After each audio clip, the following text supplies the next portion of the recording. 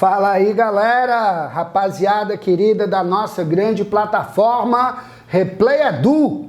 Professor João Filho aqui na área, dando continuidade, dando nossa sequência de bate-papo sobre interpretação textual para o Enem, para os exames vestibulares aos quais eventualmente você, meu querido internauta, venha a se submeter. E escolher o lugar certo para aprender. Aqui na nossa plataforma Replay Edu e no nosso canal Replay Edu lá no YouTube. Vai lá, se inscreve, ativa as notificações, curte os vídeos, compartilha e vem para esse grande projeto que vai marcar a educação nacional.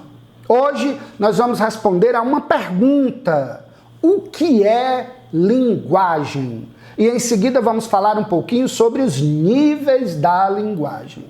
O que é linguagem?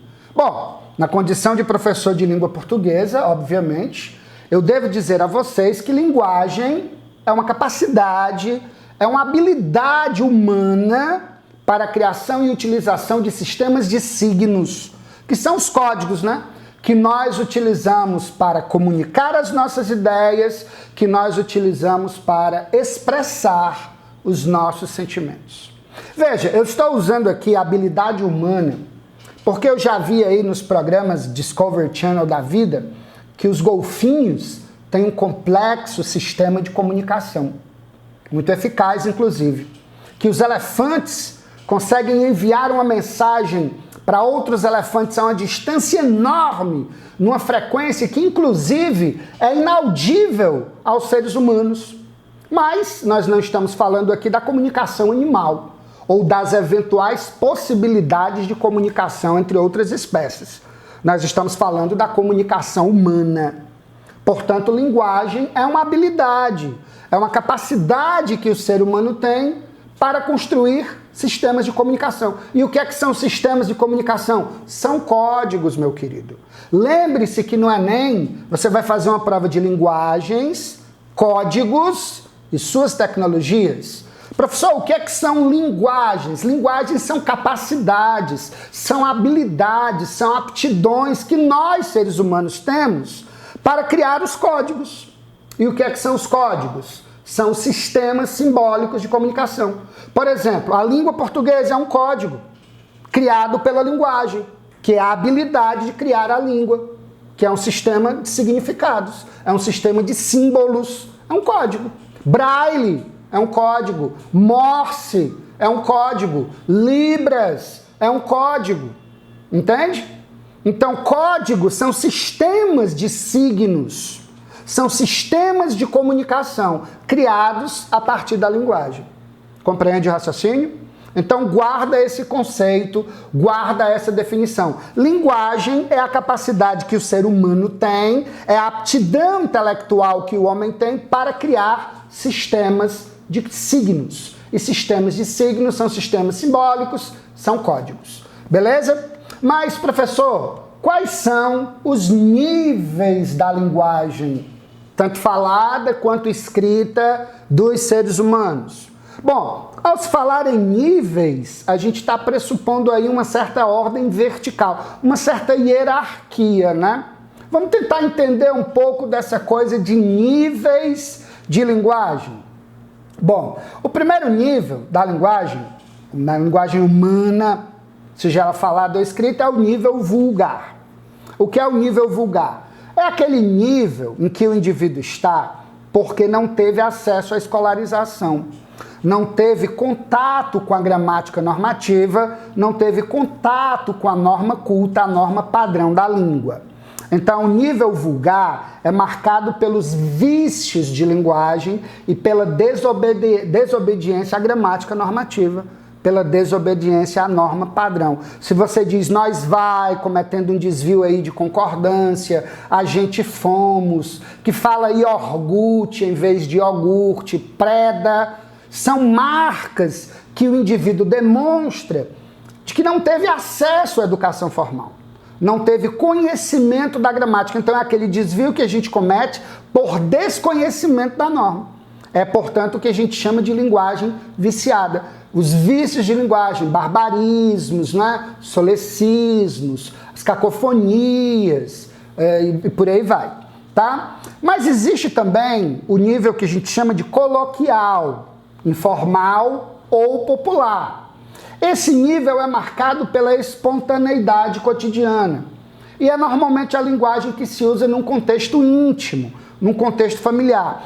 Qual a diferença entre o vulgar e o coloquial? É que no coloquial, mesmo conhecendo o que recomenda a gramática normativa, mesmo conhecendo o que recomenda a norma padrão, você se desvia dessa norma padrão para criar uma situação íntima, uma situação próxima, uma situação espontânea de comunicação. Imagine um magistrado, um juiz de direito, que utiliza aqueles termos, né, do famoso juridiquês. Será que conversando em casa com seu filho, a sua criança em processo de domínio, de aquisição da linguagem, ele vai usar o mesmo vocabulário que ele utiliza num tribunal? Claro que não. Ele vai se desviar intencionalmente da norma culta para criar um contexto íntimo, um contexto espontâneo.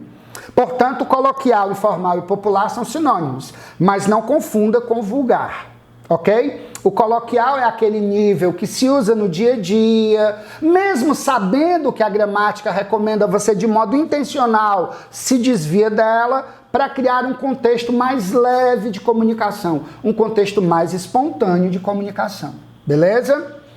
O nível culto. Bom, o nível culto é o que a gente chama de norma padrão, é o que a gente chama de padrão formal da língua. É marcado pela correção, pela obediência à gramática normativa, eu vou atentar para a correção, para a coerência, para a coesão, né? Lembrando que a norma culta ainda é a norma que te dá status, é a norma que te projeta socialmente. A gente defende que todas as formas de comunicação são válidas, desde que haja ali entendimento, não é?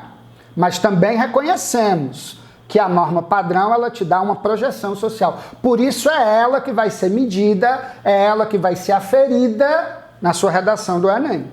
Você não pode usar na redação do Enem marcas de uma linguagem coloquial, marcas de uma linguagem vulgar, porque você está ali num contexto específico no qual você tem que demonstrar competência em domínio da norma culta padrão da língua portuguesa. Portanto, obediência à concordância, à regência, colocação pronominal, as regras de ortografia, de translineação, de obediência sintática, morfossemântica e por aí vai. Então, a norma culta padrão é aquela ensinada na escola para o bem escrever, para o bem falar, para a manutenção da projeção social, enfim, por que não dizer, é aquela que dá status ao indivíduo, né? Imagine um médico prescrevendo medicamento, cometendo desvios de linguagem. Imagine um advogado produzindo um parecer jurídico em norma coloquial ou vulgar. Isso vai tirar a credibilidade do texto. Portanto, em certas situações, você tem que demonstrar o domínio da norma culta, o domínio da norma padrão, da obediência às regras da gramática normativa. Ok? O nível técnico ou acadêmico é aquele marcado pelo uso em situações funcionais, em situações específicas de interlocução. Por exemplo, é um médico escrevendo um ensaio acadêmico para uma revista de medicina. É um engenheiro conversando com outro engenheiro. Eles vão usar ali um jargão, eles vão usar ali um vocabulário técnico, acadêmico específico daquela área, dominado por quem é daquela área. Portanto, acaba se tornando uma linguagem um pouco mais excludente, porque ela é dominada, ela é conhecida apenas por um grupo específico, entende? O nível técnico acadêmico é o vocabulário do médico, que diz que você não está com a dor de cabeça, está com cefaleia, que você não tem um câncer, você tem um CA, um carcinoma, né? É o advogado com o seu juridiquês, data venia, habeas corpus, duralex, edilex, e por aí vai. São termos técnicos utilizados em situações funcionais específicas de interlocução. E o nível literário. Lembramos que existe também o nível literário. No nível literário, você tem a famosa licença poética. Aí você vai se desviar da gramática, não por desconhecimento dela. Você vai se desviar da gramática porque você quer usar a palavra na dimensão estética. Você quer usar a palavra na dimensão artística. Você vai usar a famosa linguagem figurada, explorando recursos de figuração de linguagem. É quando você usa uma metáfora, uma símile, uma sinestesia. É quando você trabalha a mensagem do texto. Você trabalha não o que vai ser dito, mas o como vai ser dito. E quando você trabalha o como vai ser dito, você tem autorização para transgredir a norma culta. Essa autorização chama-se exatamente licença poética, que é a licença para usar a linguagem numa dimensão figurada, numa dimensão estética. Lembrando que existem as figuras de palavras, de pensamento e de construção. Figuras de palavras como a metáfora, de pensamento como o paradoxo, de construção como a anástrofe e o hipérbato, que vão dar à linguagem um trato poético, um trato artístico, um trato estético. Portanto, esse é o chamado nível literário da linguagem. Fica atento aí para os 5 níveis principais da linguagem: o vulgar, coloquial, informal ou popular, o culto, o técnico e o literário. Beleza, meus queridos? Depois a gente volta para conversar um pouco mais sobre interpretação textual e sobre esse amplo campo de trabalho que é a linguagem, com seus códigos e as suas tecnologias. A todos vocês, meus queridos internautas, um fortíssimo abraço e até o nosso próximo encontro aqui na minha, na sua, na nossa plataforma Replay Edu. Tchau, galera. Fui.